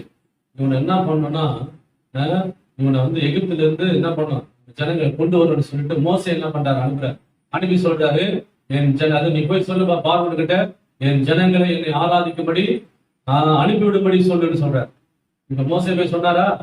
சொல்லிட்டாரு. சொல்லிட்டு அவன் தான் பண்றான், அடம் பிடிக்கிறான். நான் அனுப்ப மாட்டேன்பா, நீ எனக்குதான் வேலை செய்யணும், எனக்குதான் வேலை செய்யணும்ன்றான். நல்லா கவனிங்க. அதாவது பைபிள் சொல்லுகிறது, ஆண்டவர் உன் இருதயத்தை கடினப்படுத்தி கொண்டே இருந்தார். அல்லேலூயா. கடைசியில நல்லா கவனிங்க. ஏன்னா அதாவது ஆண்டவர் எப்படிப்பட்டவர் என்பதை அவன் அறிந்து கொள்ளணும்ல. அதனால ஆண்டவர் அவனுக்கு அப்படியே கொடுத்துட்டே வந்தாரு. கடைசியில ஒரு பெரிய வாதை ஒன்று என்ன பண்ணாரு? அனுப்பினார். வாதை, சங்கார தூதன். நல்லா கவனிங்க. இப்போ என்ன சொல்றாருன்னா, நல்லா கவனிங்க. இப்போ கடைசி வாதை சொல்றாரு. இதுல எல்லாரும் என்ன பண்ண போறாங்க? அந்த வாதையில எல்லாம் சாக போறாங்க. எகிப்தில் இருக்கிற தலைச்சன் பிள்ளைகள் முதல் ஆடு மாடு எல்லாமே சாக போகுது. ஆனா அதாவது இஸ்ரவேல் ஜனங்களுக்கு ஆண்டவர் ஒரு காரியம் சொல்றாரு. என்ன சொல்றா தெரியுமா? நீங்க என்ன பண்ணுங்க, நீங்க சாகாம இருக்க வேண்டும் என்றால், நீங்க ஒரு ஆட்டுக்குட்டியை தெரிந்து கொண்டு அதை வெட்டி அந்த ரத்தத்தை என்ன பண்ணுங்க, உங்க நிலைக்காக வாசல்கள் என்ன பண்ணுங்க, பூசுங்க. அப்போ சங்கார தூதன் அதாவது அழிக்க வருவான். சங்கார தூதன் அழிக்க வருவான். ஒவ்வொரு வீடு என்ன பண்ண பார்த்துட்டு போவான். அப்போ அது எந்த வீட்டுல அந்த பஸ்கா ஆட்டுடைய ரத்தம் பூசப்படாம இருக்கிறதோ அந்த வீடெல்லாம் அழிக்கப்பட்டு போகும். அல்லேலூயா. கவனிங்க, பைபிள்ல போட்டிருக்கு, எந்த வீட்டுல எல்லாம் பஸ்கா ஆட்டுடைய ரத்தம் பூசப்பட்டிருந்ததோ அங்கெல்லாம் சாவே இல்லாமல் கர்த்தர் பாதுகாத்து கொண்டார். அல்லேலூயா, அல்லேலூயா. ஆனா எகிப்து தேசத்துல பாருங்க, வாதை வந்த உடனே எல்லாம் கூக்குரல் கேட்டு பைபிள் சொல்லுகிறது, அதாவது சாவில்லாத வீடு எதுவுமே இல்லை. அல்லேலூயா. நான் பைபிள் அழகா தெளிவா சொல்றது, இஸ்ரவேல் ஜனங்கள் கோசே நாட்டுல இருந்தாங்க பாத்தீங்களா? கோசே நாட்டுல அந்த இடத்துல மாத்திரம் அவனுக்கு எந்த ஒரு வாதை வராமல் கர்த்தர் காத்து கொண்டா. அவர் கை தட்டிருப்பாங்க. அல்லேலூயா. எந்த ஒரு வாதை பஸ்கா ஆட்டு ரத்தம் பூசப்பட்டிருந்தது. ஆமென்.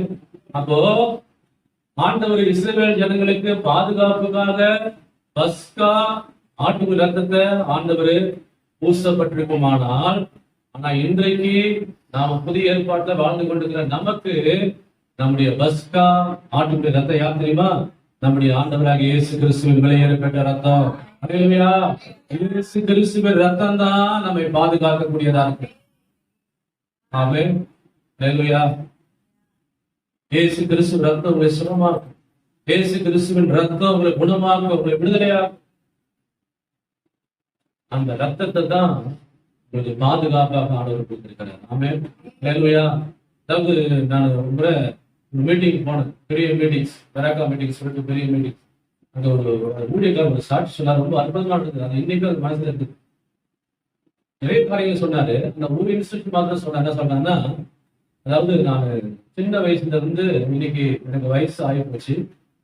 ஆனா இந்த நாள் வரைக்கும் கர்த்தர் என்னை ஒரு காயம் இல்லாமல், ஒரு சேதம் இல்லாதவன் கர்த்தர் என்னை அற்புதமா என்னை காத்து கொண்டு வருகிறார். அதுக்கு என்ன காரணம்னு அவர் சொன்னாரு. என்னன்னா, அதாவது அவர் வீட்டுல இருந்து அது எங்கெல்லாம் புறப்பட்டு போகிறாரோ, அதாவது பக்கத்து வீட்டுக்கு போனாலும் அவர் ஒரு ஜெபம் சொல்வார். என்ன ஜெபம் சொல்லுவாங்க தெரியுமா? ஆண்டவரே, நான் இப்பொழுது புறப்பட்டு போகிறேன், இயேசு கிறிஸ்துவின் ரத்தம் ஆண்டவரே என்னை மறைத்து கொள்ளட்டும், சத்துருவின் தீங்கிற்கு என்னை விலக்கி பாதுகாத்துக் கொள்ளுங்கன்னு சொல்லிட்டு ஒரு சின்ன ஜெபம் எடுத்து போவார். இப்படி அவரு பல வருஷங்கள் ஆகியும் அவர் சொல்றாரு, இன்னைக்கும் ஆண்டவர் என்னை அற்புதமா என்னை பாதுகாத்துக் கொண்டு வருகிறார், எந்த ஒரு சேதம் வராதபடி ஆண்டவர் காத்துக்கிறார். அல்லேலூயா. அதை கவனிங்க, இயேசு கிறிஸ்துவ ரத்தம் தான் இன்றைக்கு நம்மை பாதுகாக்கக்கூடிய வல்லமையுள்ள ரத்தமா இருக்கிறது. நீங்க அதாவது வீட்டுல இருந்து புறப்படும் போது இந்த ஜெபத்தை சொல்லிட்டு போங்க, நல்லது, உங்களுக்கு ஆசீர்வாதம். அல்லேலூயா. உங்களுக்கு பாதுகாப்பு. இயேசு கிறிஸ்துவின் ரத்தம் ஆண்டவரே என்னை பாதுகாத்துக் கொள்ளட்டும், ஆண்டவரே நான் புறப்பட்டு போகிறேன்னு சொல்லிட்டு போங்க. ஆண்டவர் அந்த நாள் முழுவதும் அற்புதமாய் பாதுகாத்துக் கொள்வார். ஆமென். அல்லேலூயா. புரிந்து கொள்ளுங்கள். அப்போ ஆண்டவர் நமக்கு இதுல இருந்து பாதுகாத்துக் கொள்வார். சொல்லுங்க. முதல்ல விபத்துல இருந்து நம்மள பாதுகாத்துக் கொள்வார். இரண்டாவது சொல்லுங்க. சொல்லாம கொள்ளை நோயிலிருந்து நம்ம என்ன பண்றாரு? பாதுகாத்துக் கொள்வார். எத்தனை பேருக்கு சந்தோஷமா? அதனால பயப்படாதீங்க, சரிதான்? அதனால ஐயோ இந்த மாதிரி புதுசு புதுசா வியாதி வருது, அதனால வெளியில போறதுக்கு பயமா இருக்குது, டாக்டர் என்ன சொல்லிடுவாரோ, என்ன பண்ணுவாரோ, ஒன்னும் பயப்படாதீங்க. கர்த்தர் நமக்கு இருக்கிறாரு. அதாவது சுகத்தை ஆண்டவருக்கு தந்து என்ன பண்ணுவார்? பலப்படுத்துவார். ஆமென். ஓகே. அதுக்கு அடுத்தது மூன்றாவதாக எதிலிருந்து நம்மளை ஆண்டவர் பாதுகாத்துக் கொள்வார். எடுத்துக்கொள்ளுங்கள். மார்க் 16:18 எடுத்துக்கொள்ளுங்க பார்க்கலாம். இந்த வாசிங்க, இந்த வசனத்தை வாசிங்க. மார்க் 16:18.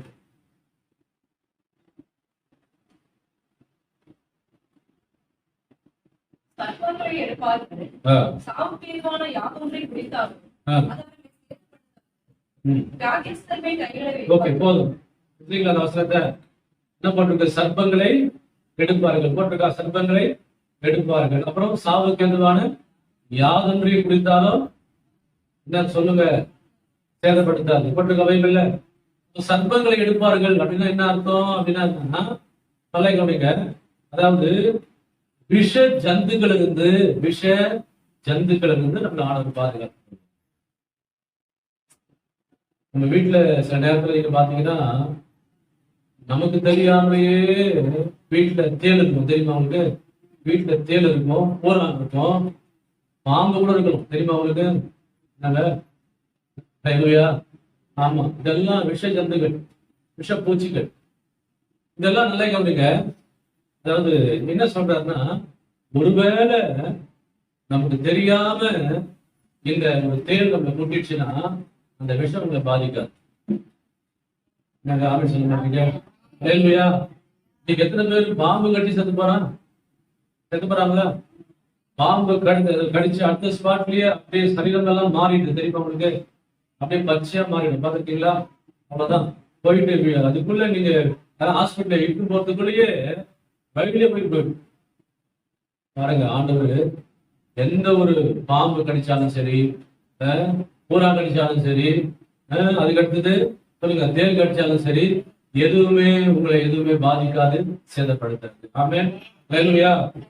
புரிந்து கொள்ளுங்க. சர்ப்பங்களை நீங்க எடுப்பீர்கள் அப்படின்னா என்னன்னா, நீங்க போயிட்டு நான் அதாவது ஒரு பாம்பை பிடிச்சி பாரு, இப்ப நான் ஆணுடைய பிள்ளை, இப்ப பாருங்க நான் சேலஞ்ச் பண்றேன், இது என்னை கடிக்கட்டும் பாருங்க, எனக்கு எதுவுமே ஆகாது அப்படின்னு சொன்னாக்கா என்ன ஆகும்? நீங்க தெரிஞ்சு செய்யறீங்களா தெரியாம செய்யறீங்களா? ஆமா, சில ஆளுங்க தான் தெரிஞ்சு செய்வோம். அது வசனத்தை உண்டா போட்டு செய்வோம். ஆண்டவர் சொல்ல தேவனாகி கர்த்தரை பரீட்சை பாராதிருப்பா என்ன சொல்றாரா?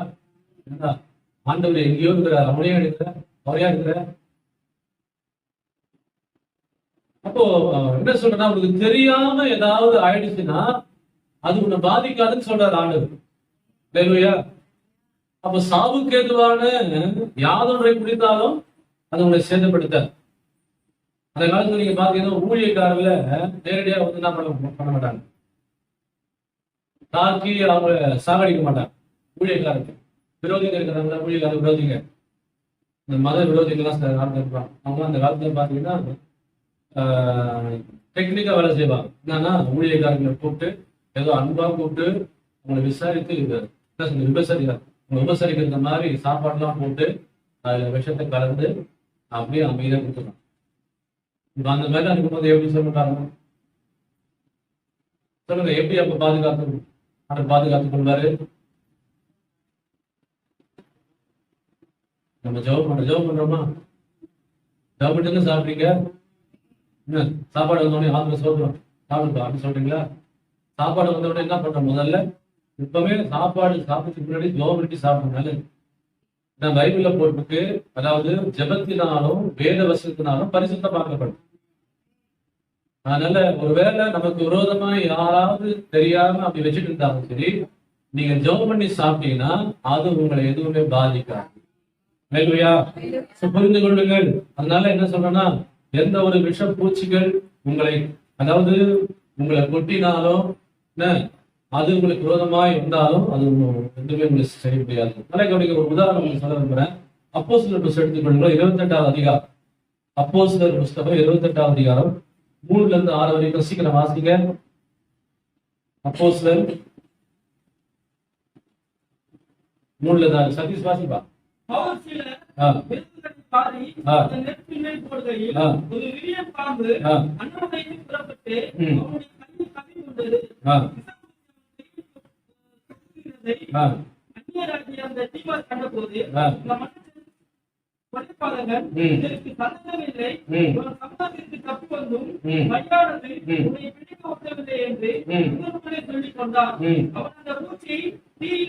போட்டு ஒரு தீவு மனிதனாக இருந்தான். அவனுக்கு வீக்கம் கண்டு அல்லது சாவார் என்று அவர்கள் பார்த்துக் கொண்டிருந்தார்கள். நெடுநேரமாய் பார்த்துக் கொண்டிருக்கிறதும் ஒரு தேவனும் அவனுக்கு வளர்ந்ததை கண்டபோது வேறு சிந்தையாகி ஒரு தேவன் என்று சொல்லிக் கொண்டார்கள். பாத்தீங்களா, இங்க ஒரு சம்பவம் நடக்குது. என்ன அப்போஸ்தலனாகிய பவுல் என்ன பண்றாரு? அதுக்கு கைது செய்யப்பட்டு ரோமாபுரிக்கு என்ன பண்றாரு? சிறை கைதியாக கொண்டு போகப்படுகிறார். அவருடைய ஒரு டீம் போறாங்க. அப்போ இவங்க பாத்தீங்கன்னா அவங்க எப்படி போறாங்க? கப்பல்ல போறாங்க. இப்ப அந்த கப்பல்ல போகும்போது என்ன ஆச்சுன்னா, திடீர்னு காத்து புயல்லாம் வீசுது. அதனால உயிருக்கே ஆபத்தான ஒரு நேரம் வந்துடுச்சு. அதனால இவங்க என்ன பண்றாங்க? இருக்கிற அந்த வெயிட் எல்லாம் கடல்ல என்ன பண்றாங்க? தூக்கி எறிஞ்சிட்டு எப்படியாவது உயிரை பழிச்சுக்கலாம்னு சொல்லிட்டு, தப்பி பழிச்சா போதும்னு சொல்லிட்டு இப்போ என்ன பண்றாங்க? எப்படியோ தப்பி அந்த கரை சேர்ந்து வந்து விடுகிறாங்க. அப்படி வரும்பொழுது அந்த தீவின் பேர் என்னன்னா, அதாவது என்ன போட்டு தெரியுமா? அந்த தீவின் பேரு படிக்காது, பெலித்தா தீவு. பெலித்தா தீவு சொல்லுங்க பார்க்கலாம். பெலித்தா சொல்லுங்க. அதாவது இந்த தீவின் பேரு பெலித்தா. நம்ம ஏற்கனவே ஒரு கூட படிச்சோமா? எது ஞாபகம் இருக்கா? மறந்துட்டீங்க பொழுது. அதோட எங்க படிச்சது?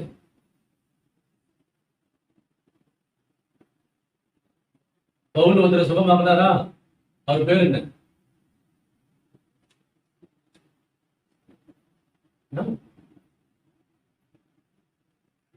த்ரோபிமோ. நான் மறந்துட்டீங்க பாத்தீங்களா? த்ரோபிமோ. அங்க ஞாபகம் வருதா? ஞாபகம் வருதா இல்லையா? சரி, ஓகே. நல்லா இவங்க அந்த தீவுக்கு இவங்க என்ன பண்றாங்க? வராங்க. தேவ தப்பி போயிடுச்சு வராங்க. வரும்பொழுது அங்க ஒரு பெரிய என்ன மழை அடிச்சு அங்க அப்படியே என்ன ஆயிடுச்சு, கிளைமேட் எல்லாம் மாறி போச்சு, அப்படியே ஒரு குளிர் தேசமா மாறி போச்சு. அங்க இருக்கிற ஜனங்கள், அந்நிய தேச ஜனங்கள் என்ன பண்றாங்க, உடனே அந்த என்ன சொல்றது, குளிருக்காக நெருப்பை மூட்டி இங்க காய்ந்து கொண்டிருக்கிறாங்க. அப்போ பவுல் வந்து என்ன பண்றாரு, அவங்களோட கூட என்ன பண்றாரு, சேர்ந்து கொடுக்குறாரு. அவருக்கும் கொஞ்சம் குளிர்க்கிறதுனால நெருப்பை மூட்டி என்ன பண்றாரு, ஒரு விறகு எடுத்து அதுல போடுறாரு. போடும் போதே என்ன ஆயிடுச்சு, கடனா திடீர்னு ஒரு பாம்பு என்ன பண்ணிடுச்சு, இந்த விரியன் பாம்பு அவரோட கையை கட்சிச்சு. கட்சிட்ட உடனேயே அவங்க இருக்கிற மனுஷங்கள்லாம் என்ன ஆயிடுச்சு தெரியுமா, உடனே அவங்க வேறு சிந்தையாகி, இவங்க ஏதோ ஒரு பாவம் செஞ்சுட்டு வந்துட்டான், அதனால இவன் மோசமானவன், அதனால இவன் பிழைக்க மாட்டான், இவன் கொஞ்ச நேரத்துல என்ன ஆவான், நுரை தள்ளி வீக்கம் கண்டு செத்து போயிடுவான்னு சொல்லி எல்லாரும் சொல்ல ஆரம்பிச்சிட்டாங்க. அதனால இவரு பைபிள்ல போட்டிருக்கு, வெகு நேரம் ஆகியும் அதாவது ஒரு தீங்கும் சேதமும் அடையாதபடி கர்த்தர் என்ன பண்ணாரா, காத்து கொண்டார். அல்லேலூயா, அல்லேலூயா. அப்போ புரிந்து கொள்ளுங்க, அப்போ தேவன் தம்முடைய பிள்ளைகள் மேல எவ்வளவு அக்கறைகளோட இருக்கிறாரா. ஆமா, அப்ப நீங்க வந்து ஒரு இடத்துல வேலை செய்றீங்க, திடீர்னு ஒரு பாம்பு வந்துருச்சு, ஏதோ ஒரு ஆபத்து வந்துருச்சு, என்ன பண்ண தெரியுமா, உடனே என்ன பண்ண தெரியுமா, ஒருவேளை அதை கடிச்சாலும் அந்த நேரத்துல அந்த விஷம் ஏறாதபடி கர்த்தர் பாதுகாக்க உண்மையிலவராக இருக்கிறார். ஆமென், அல்லேலூயா. புரிந்து கொள்ளுங்கள், நம்ம நம்முடைய பிள்ளைகள் மேல ஆண்டவர் விசேஷமா பாதுகாப்பு என்ன பண்றாரு, கொடுக்கிறவராக இருக்கிறார். அல்லேலூயா. ஆண்டவர் விஷயஜந்துகளுக்கு நம்மளை பாதுகாக்க அவர் உண்மையிலவராக இருக்கிறார். மாத்திரமல்ல, நீங்க அதுக்கு அடுத்தது நீங்க அப்படியே படிச்சுட்டு வந்தீங்கன்னா, உனக்கு விரோதமாய் உருவாக்கப்படும் எந்த ஒரு ஆயுதமும், அப்போ ஆண்டவர் நிறைய இந்த கிறிஸ்தவங்களுக்கு என்ன ஒரு பயம், யாராவது ஏதாவது வச்சுட்டாங்களா தெரியல, ஏதாவது எதுவும் பண்ணிட்டாங்களா தெரியல, அடிக்கடி வீட்டுல சண்டை வருது, பிரச்சனை வருது, ஒருத்தர் மாத்தி ஒருத்தர் ஏதாவது வந்துட்டே இருக்குது, எங்க சொந்தக்காரங்க ஏதாவது பண்ணிட்டாங்களா, இப்படியே பேசிட்டே இருக்கிறாங்க. நீங்க யாருக்குமே கிறிஸ்தவம் தான். ஆனா இவனுக்கு இஸ்ரவேலுக்கு விரோதமான எந்த ஒரு மந்திரவாதமும் இல்லை, யாக்கோபுக்கு விரோதமான, நீங்க எப்போ ரட்சிக்கப்பட்டீங்களோ அன்றிலிருந்து எது மந்திரமோ என்ன பண்ண முடியாது, உங்களை தாக்கவே முடியாது. ஒரு எலுமிச்சம்பழம் பார்த்தாலே நம்ம பயப்படணும், இன்னும் சுத்தி போடுறாங்க. என்னங்க நான் சொல்றேன், இந்த பயம்லாம் நம்ம விட்டு என்ன பண்ணோம், இயேசு நாமத்துக்கு விலகிப்போம். ஆமென். ஆண்டவர் என்ன சொல்றாரு அப்படின்னா, உனக்கு விரோதமாய் உருவாக்கப்படும் எந்த ஒரு ஆயுதமும் வாய்க்காது. மந்திரம் வச்சாலும் சரி, அது ஒண்ணு வாய்க்காது. பிள்ளை சூனியம் வச்சாலும் அது என்ன பண்ணாது, வாய்க்காது. இனிமேல் உங்க வாயிலிருந்து அந்த வார்த்தை வரவே கூடாது, பாஸ்டர் ஏதாவது பண்ணிட்டாங்கன்னு தெரியல, அந்த வார்த்தை வரவே கூடாது. அப்போ புரிந்து கொள்ளுங்க, ஆண்டவர் எல்லா அந்த மந்திரத்துக்கும் பிள்ளை சூனிகளுக்கும் ஆண்டவர் உங்களை பாதுகாக்க வல்லவராய் இருக்கிறார். அதனால நீங்க சர்ப்பங்களையும் தேள்களையும் மிதிப்பீர்கள். பைபிள் சொல்றது அதாவது சர்ப்பங்களையும் மிதிப்பீங்க, தேள்களையும் மிதிப்பீங்க சொல்றாங்க, அந்த அதிகாரத்தை அவர் கொடுத்திருக்கிறார். அப்ப இதெல்லாம் நம்ம என்னன்னா, நம்ம தைரியமா என்ன பண்ணோம், நாம செய்யணும். சில வீடுகள்லாம் பார்த்தா நீங்க பாருங்க, சில வீடுகள்லாம் பயப்படுவாங்க தெரியுமா உங்களுக்கு, இதெல்லாம் முத்துன பாஸ்டர் இருப்பாங்க, பார்த்துருக்கீங்களா? அவங்க எடுக்க மாட்டாங்க, யாரை போடுவாங்க தெரியுமா, நம்மளை போடுவாங்க. ஏன் சொல்லுங்க, நான் சொல்றேன், ஒன்னும் வராது. ஒரு வீட்டுல அப்படிதான் போய் எல்லாத்தையும் செட் பண்ணி அனுப்பிச்சிட்டேன். அது என்ன கூப்பிட்டு ஸ்பெஷலா கூப்பிட்டு பாஸ்டர்மா சொல்றாங்க, பாஸ்டர் அனுப்புங்க அப்படின்னு சொன்னாங்க. இது பண்ணிட்டு எல்லாத்தையும் செட்டில் பண்ணி அனுப்பிச்சு. இந்த மாதிரி இன்னும் பயந்துட்டு தான் இருக்கிறாங்க. நான் சொல்றேன், ஆண்டவர் தெளிவா சொல்றது வசனம், எதுவுமே உனக்கு விரோதமாய் அது வந்தாலும் உனக்கு பலிக்காது, வாய்க்காது. அல்லேலூயா. புரிந்து கொள்ளுங்கள். சரி, ஓகே. அப்போ இதெல்லாம் ஆண்டவர் வாக்குத்தத்தங்கள் நம்ம கொடுக்குறாரா? என்ன கொடுக்குறாரு? வாதை கூடாரத்தை ஆடுகாது, பொல்லாப்பு உனக்கு நேரிடாது, உனக்கு விரோதமாய் உருவாக்கப்படுகிற ஒரு ஆயுதமும் வாய்க்காலே போகும். டைம் இல்லை, சீக்கிரமா சொல்லி முடிக்கிறது. அப்போ இந்த வாக்கு தத்தம் எல்லாம் கேட்கறதுக்கு நல்லாதான் இருக்குது பாஸ்டர், என்ன கேட்கறதுக்கு நல்லாதான் இருக்குது, நமக்கு எதுவுமே நடக்காது, எதுவுமே வராதுன்றீங்க. அப்போ இது எப்படி அது நிஜ வாழ்க்கையில அது எப்படி அது சாத்தியமாகும், இதெல்லாம் எப்படி அது பலிக்கும், அந்த வாக்குத்தத்தம் எப்படி பலிக்கும் அப்படின்னு கேட்டீங்கன்னா அதுதான் உங்களுக்கு சொல்ல போறேன். அதாவது நீங்க பார்த்தா பைபிள்ல நிறைய ஆசீர்வாதமான வாக்குத்தத்தங்களை நமக்கு என்ன பண்றாரு ஆண்டவர் ஆண்டவர் எழுதி கொடுத்திருக்கிறார். அப்ப இதெல்லாம் வந்து நம்ம அப்படியே வச்சுக்கிறதுக்காக இல்ல, நல்லா கவனிக்க, இந்த வாக்குத்தத்தங்கள் எல்லாம் நம்ம அப்படியே வச்சுக்கிறதுக்காக இல்ல, இந்த வாக்குத்தத்தங்கள் எல்லாம் நம்ம உரிமையாக்கி கொள்ள வேண்டும். சொல்லுங்க பாருங்களேன், இந்த வாக்குத்தத்தங்கள் என்ன பண்ணோம், உரிமையாக்கி கொள்ள வேண்டும். அதுக்காக தான் கொடுத்துக்கிறார். அப்போ நல்லா கவனிங்க, எபிரேயர் 6:11 என்ன போட்டு பாருங்க. எபிரேயர் 6:11 வாசிங்க. என்ன போட்டு பாருங்க. நீங்கள் அசதியாயிராமல்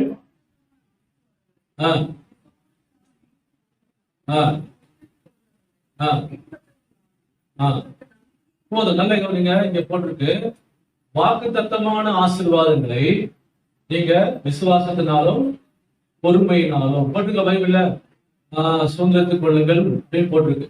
அப்போ நல்லா கவனிங்க, இந்த எப்படி நம்ம சுதந்திரத்துக் கொள்ளணும் அதான் முக்கியம். எப்படி நம்ம சுதந்திரத்துக் கொள்ளணும், வாக்குத்தத்தம்லாம் நல்லா இருக்குது பாஸ்டர், எப்படி இதை சுதந்திரத்துக் கொள்ளணும்? ஈஸி தான், ஒண்ணுமே கஷ்டமான காரியமே இல்லை. என்ன அப்படின்னா ஒரு உதாரணம் சொல்றேன். ஒரு செக் இருக்கு, செக் இருக்கா?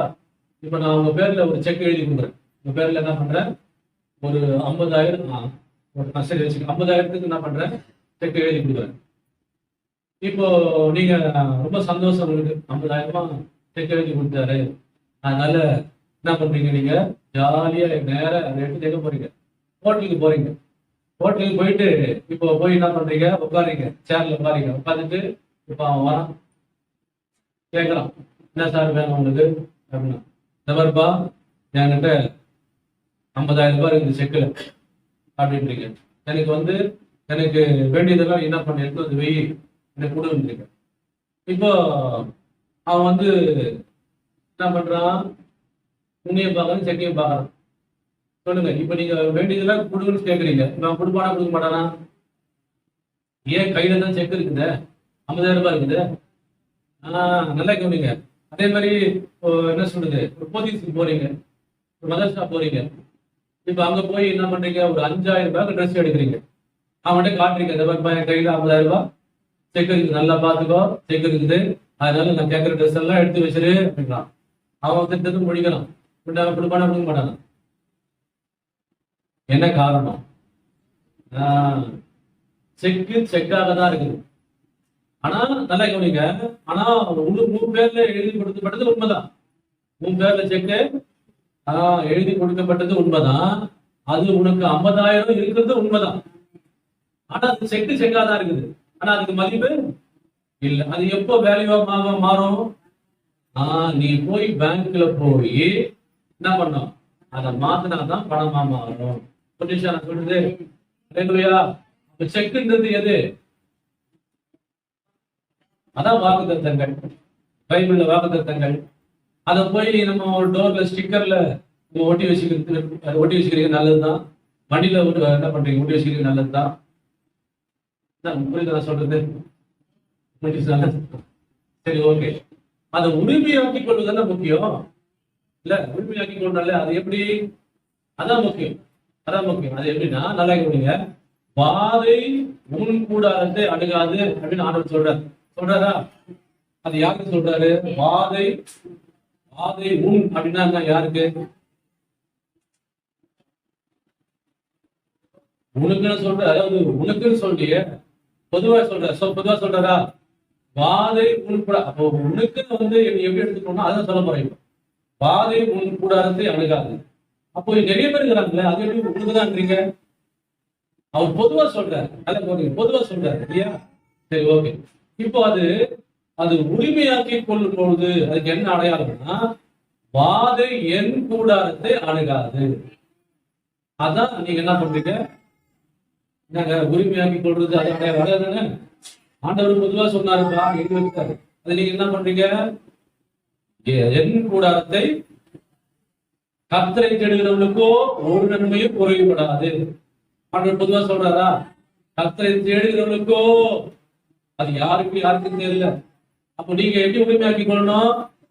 கர்த்தரை தேடுகிற எனக்கு ஒரு நன்மையும் குறைவுபடாது. பொல்லாப்பு உனக்கு நேரிடாது. பொதுவா சொல்ற ஆண்டவர், நீ நான் சொல்லணும், பொல்லாப்பு எனக்கு, அதான் சிம்பிள் வேடம். அதான் அதை சொல்லி நீங்க என்ன பண்ணோம், இந்த வாக்குத்தத்தம் இது எனக்குரியது, எனக்காக எழுதப்பட்டிருக்கிறது அப்படின்னு சொல்லி நீங்க இப்படி சொன்னீங்கன்னா ஆண்டவர் என்ன பண்றாரு, விசுவாசத்தினாலும் நீடிய பொறுமையினாலும் அதை நீங்க வச்சுக்கணும். ஆமென். என்ன சொல்ல போனிச்சா, புரிந்து கொள்ளுங்கள். இப்போ ஆண்டவர் இஸ்ரவேல் ஜனங்களுக்கும் அப்படிதான் சொல்லி சொன்னார். வாக்கு கொடுத்தாரா? என்ன வாக்கு கொடுத்தாரு? எகிப்துல இருந்து நான் என்ன பண்றேன், உங்களை கொண்டு போறேன். எங்க கொண்டு போறேன்? நேரம் ஆனதுக்குள்ள என்ன பண்ணீங்க, நீங்க பிரவேசிக்க சொன்னாரா? அப்போ அது எப்படி பலிச்சது அவங்க வாழ்க்கையில? சொல்லுங்க, உடனே படிச்சுதா? நம்ம எப்படி அவங்க பிரயாணமா நம்ம நடந்து போனாங்களா? அப்புறம் என்ன பண்ணாங்க? நிறைய எதிர்ப்புகளை சந்திச்சாங்களா? யுத்தங்கள் இருக்குதா? எல்லாம் கடந்து போய் தான் கானானை சுதந்திரப்பட்டாங்க. அதே போலதான் நாம என்ன பண்ணோம்னா, அப்போ ஆண்டவர் நமக்கு கொடுத்த அந்த வாக்கு தத்தங்கள்லாம் என்ன பண்ணோம், இது எனக்காக எழுதப்பட்டிருக்கிறது அப்படின்னா என்ன அர்த்தம்? நீங்க மாறி சொல்லணும்.